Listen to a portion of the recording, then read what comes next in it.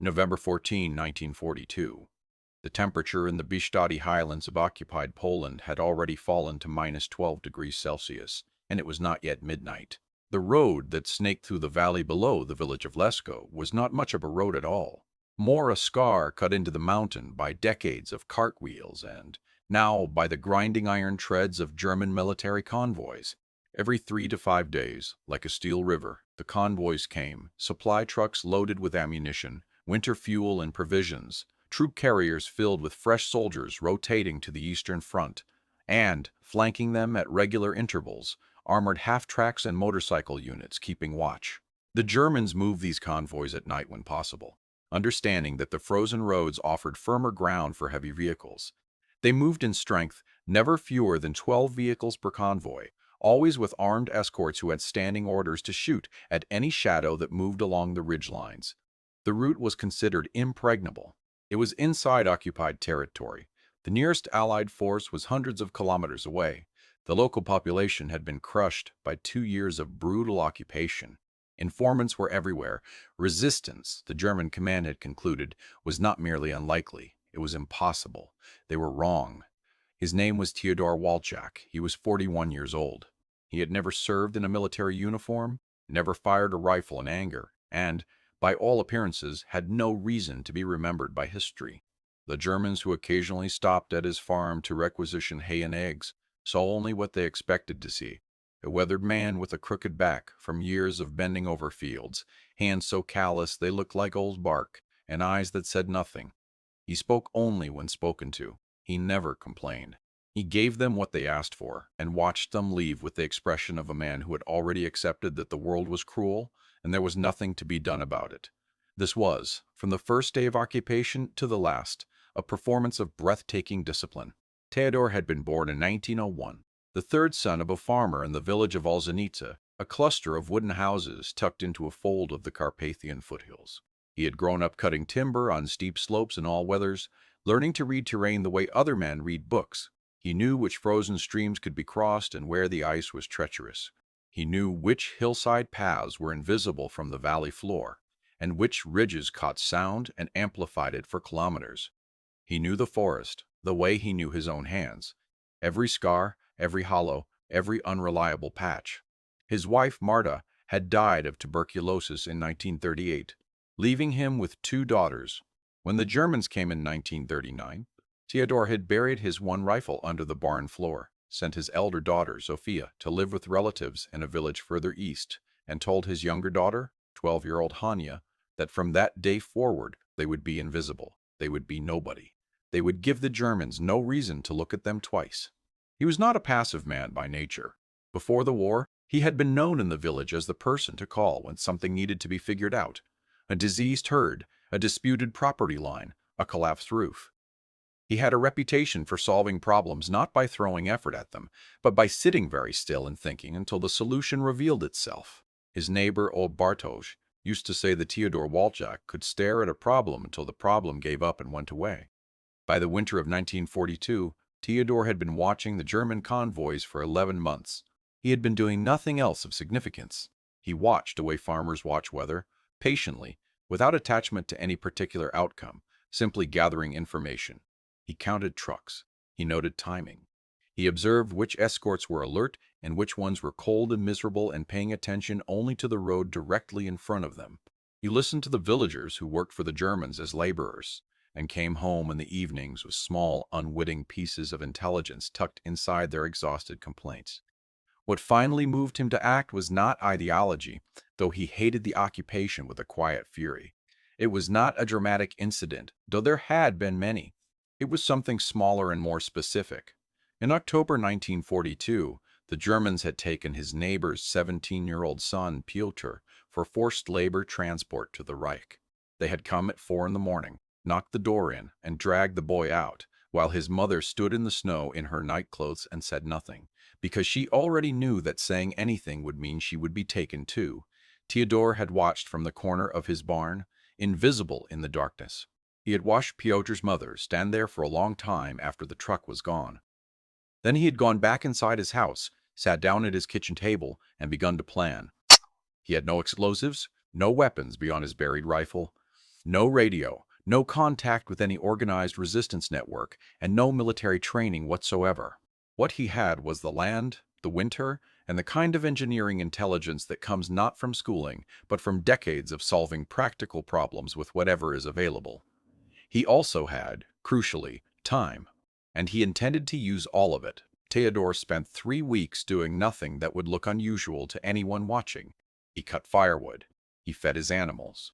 He repaired the fence along the eastern pasture. But while his hands worked, his mind was running at a different speed entirely. The first thing he mapped was timing. The convoys came, as near as he could calculate, every 3 to 5 days, though with some irregularity that he suspected was deliberate. They arrived in the valley below his farm between 11 at night and 2 in the morning, the hours when the cold was most brutal and the roads were least likely to carry ordinary traffic. He spent 6 consecutive nights lying in the snow on the ridge above the road, wrapped in his wife's old sheepskin, counting headlights and measuring the gaps between vehicles. A typical convoy, he determined, consisted of 14 to 18 vehicles. Lead vehicle, a motorcycle pair. Second vehicle, a light armored car with a mounted gun. Then the cargo trucks, usually 10 to 12, traveling in tight formation. Rear guard, another armored car and a second motorcycle pair. The total column length from lead motorcycle to rear escort was approximately 300 meters at convoy speed on the mountain road. The road itself told him almost everything. He had walked it since childhood.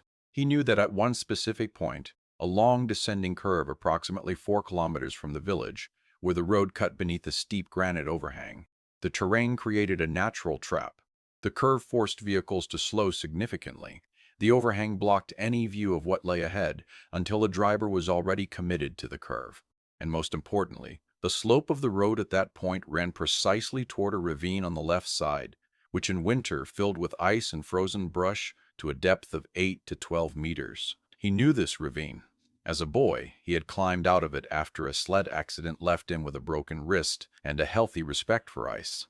In winter, a vehicle that left the road at that curve would not stop at the edge. It would go in, and it would not come out on its own. The question was how to put it there. Theodore considered the problem for 5 days. He had no explosives to blow the road. He had no team to set up an ambush. Even if he had possessed his rifle, a single shooter against an armed convoy was not a plan. It was a suicide note. He needed something that would require no weapons, leave no witnesses who could identify him, and be over before anyone understood what had happened. The answer came to him while he was watching water freeze. It had been a warm afternoon, warm being a relative term in those mountains in November, meaning slightly above zero, and the meltwater running down the track from his upper field was forming a glassy skin of ice where it crossed the lane. He stopped and watched it for a long moment. Ice.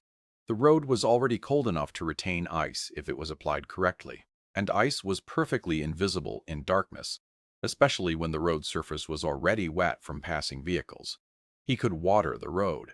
Not the whole road, just the curve, and not with a bucket, too slow, too visible, too obvious. What he needed was a way to release a large volume of water precisely at the curve, shortly before a convoy arrived, so that by the time the first vehicles hit the section, the surface had turned to glass but had not yet developed the white frost crystals that might catch headlights and warn a driver.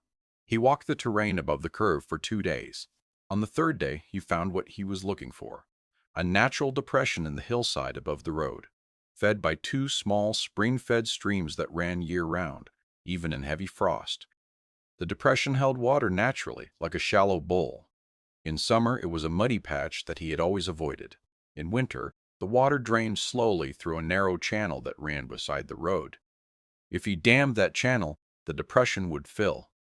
If he then released the dam at the right moment, the water would flow down the hillside and across the road at the curve with enough volume to coat it completely in a matter of minutes.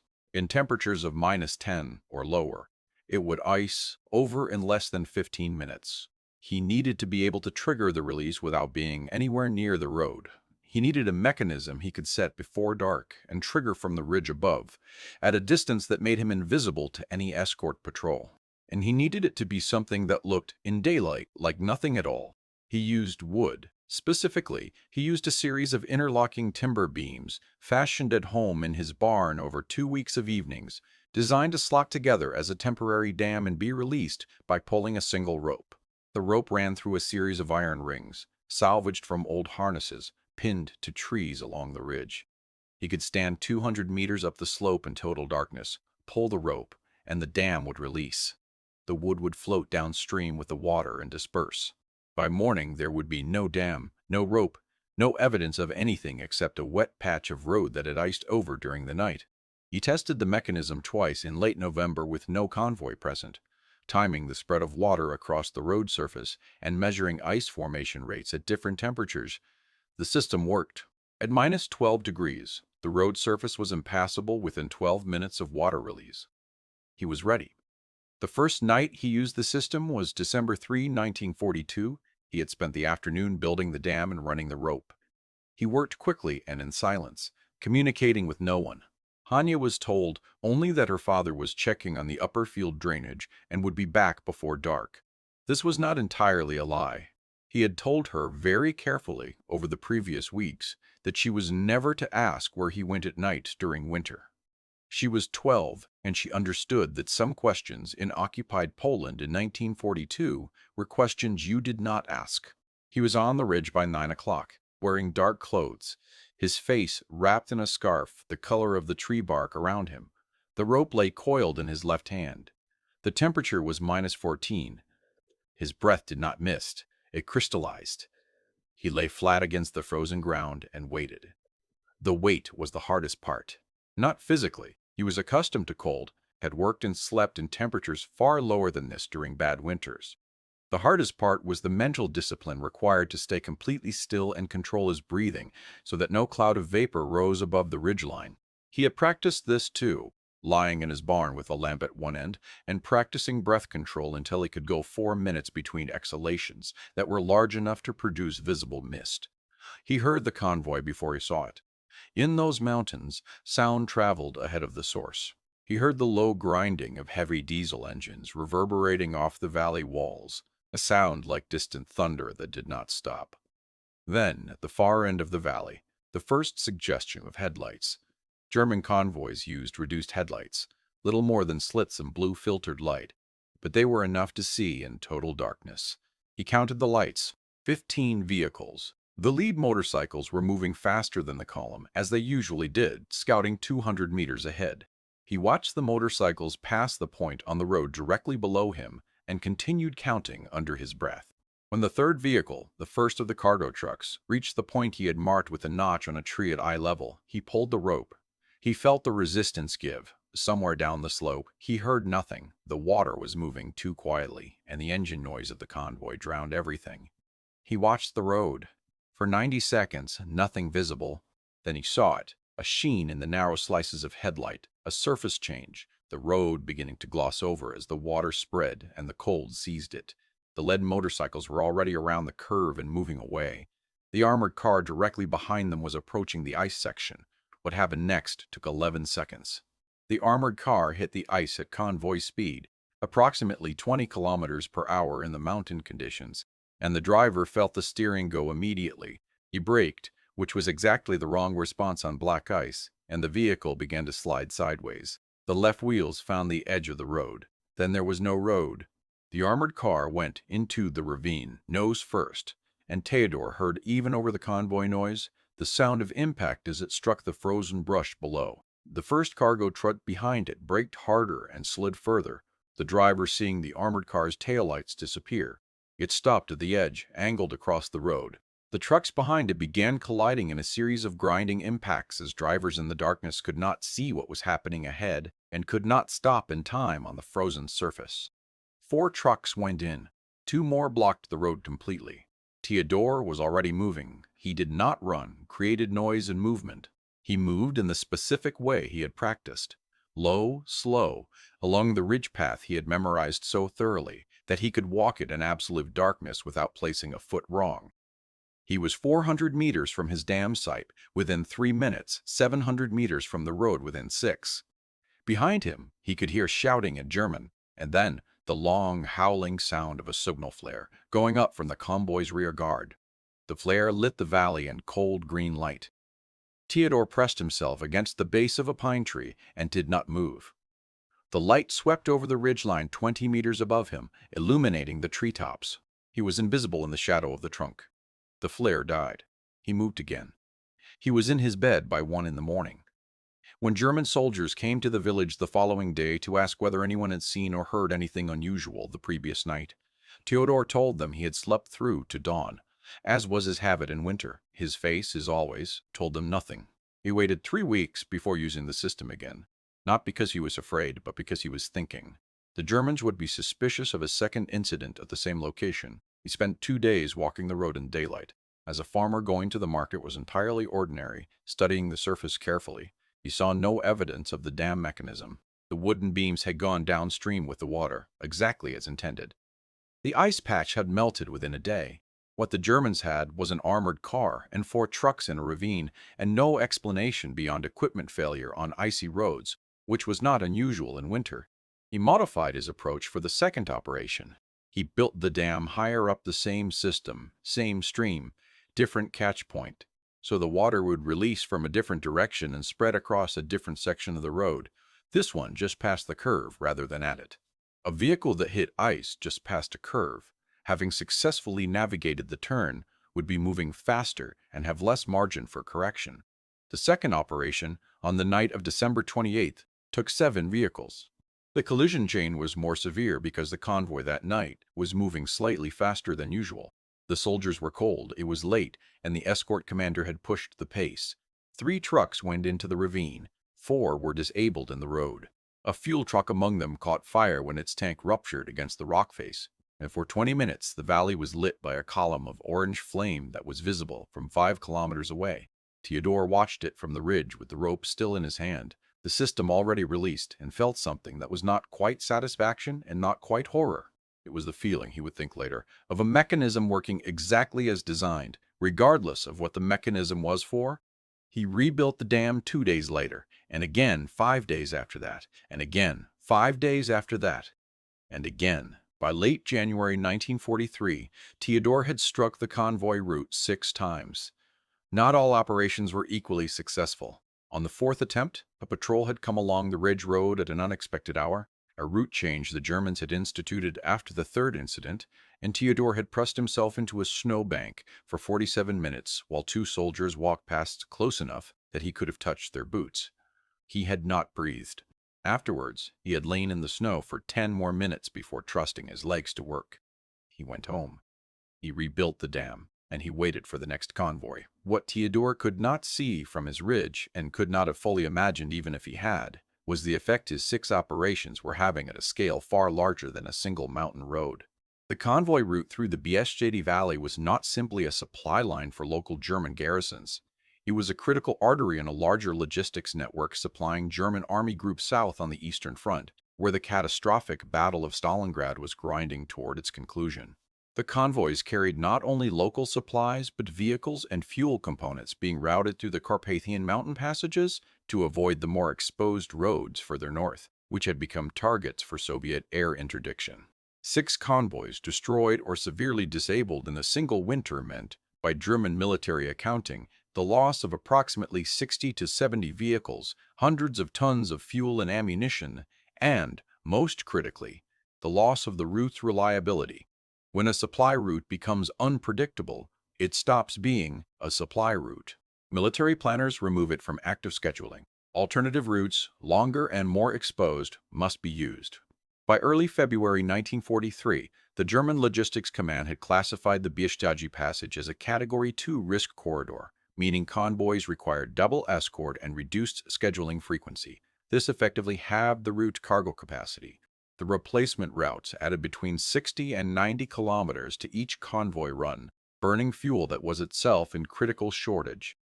Among the German units tasked with finding the saboteur, there was growing frustration and, quietly, something approaching fear. The investigation had found nothing. No partisan groups in the area had claimed responsibility. Because there was no partisan group, there were no informant reports of unusual activity, because the only person acting unusually was a farmer whose demeanor had given nothing away for 3 years. The working theory, eventually, was that the incidents were the work of a small, highly trained special operations team inserted by the British Special Operations Executive, which was known to operate in Poland. This theory was entirely wrong, but it was not unreasonable given the results. The regularity, the effectiveness, and the complete absence of any evidence pointed, in German military thinking, to professional operatives. The idea that one man with rope and water had accomplished what a trained demolitions team was being credited with was simply too far outside the frame of their expectations to be considered. The German response was to increase patrols, interrogate village leaders, and, in one brutal instance, arrest and detain 6 men from nearby villages for questioning. All 6 were released after 3 days. None of them knew anything, because none of them did anything.